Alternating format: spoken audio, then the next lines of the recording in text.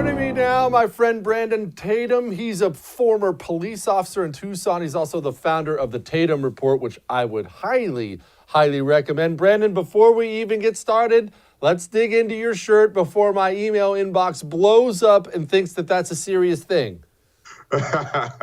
So it says, look, it says white privilege, a false ideology created to cultivate victimhood. So this is my definition of white privilege. You know, it's really sad. I need to package that shirt up and send it to my former pastor. I had to sit down. The whole family got scolded about our white privilege. We walked out, haven't been back. This stuff's even infected the church in this country.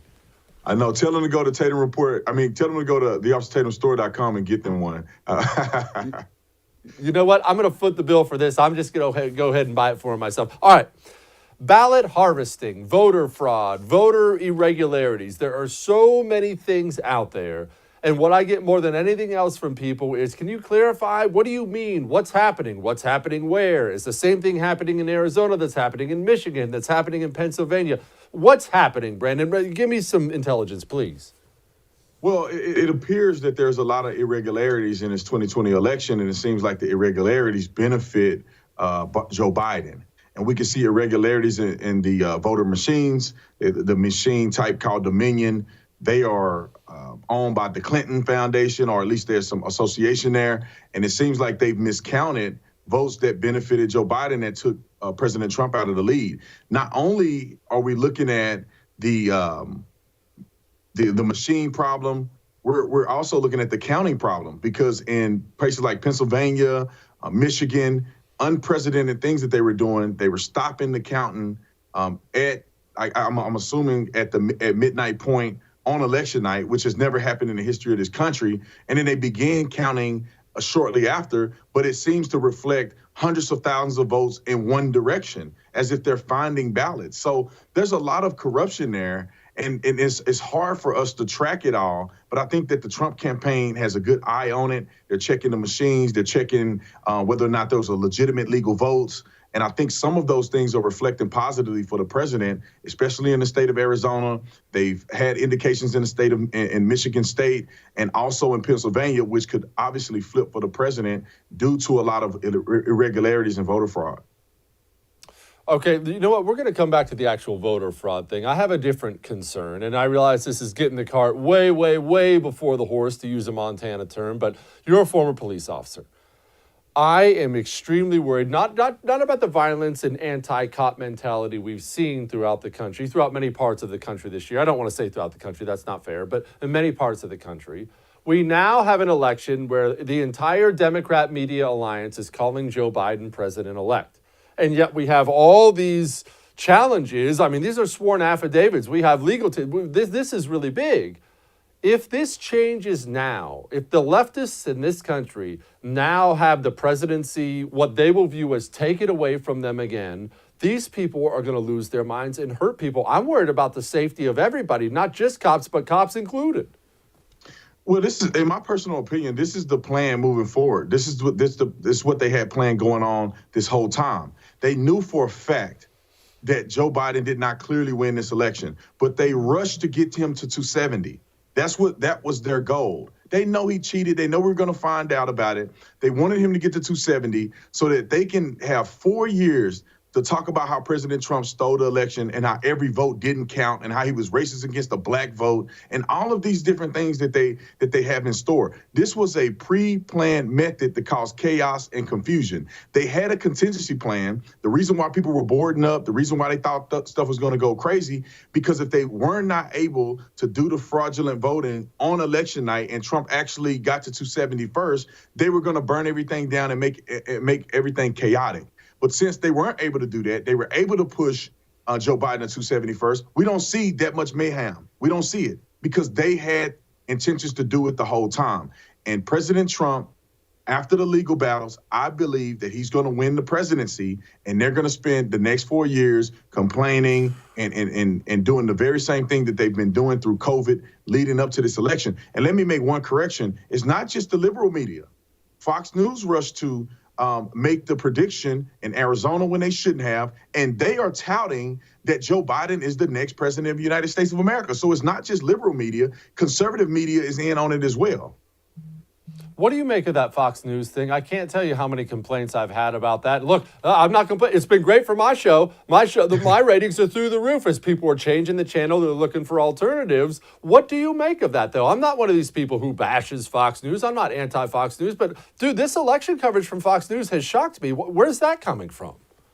Well, our ratings are up at TatumReport.com as well. And Yeah, I'm never going on Fox News again. I will never do an interview on Fox News again. I told my whole staff, I told my assistant, do not book me on Fox News, because I feel like that they have betrayed the American people and they have betrayed the president of the United States of America. It is very clear that they could have held off on calling Joe Biden as the president and calling Arizona and other states that they shouldn't have called. They told us from the very beginning, be patient. This is unprecedented times. You got all these mail-in ballots. Be patient, be patient. And then they rushed to throw Joe Biden in as the president. And then let me tell you this, and this is what ticked me off, and all of my followers, and I guarantee the people that follow this station as well, when Kayleigh McEnany was on there yesterday speaking on behalf of the president and Trump campaign and saying that there's clear evidence of voter fraud, they cut her news feed.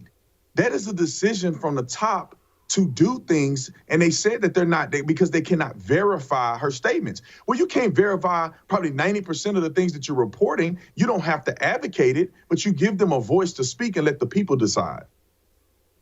And she's the White House press secretary. It is quite a step to actively censor the White House secretary. But all right, be that as it may. You said, and I'm sure my audience was doing jumping jacks and skipping across the living room, that you actually do believe Trump is going to win. I am super skeptical about the legal process. I'm super skeptical about AG Barr, just to put it frankly. Why do you believe he's going to win?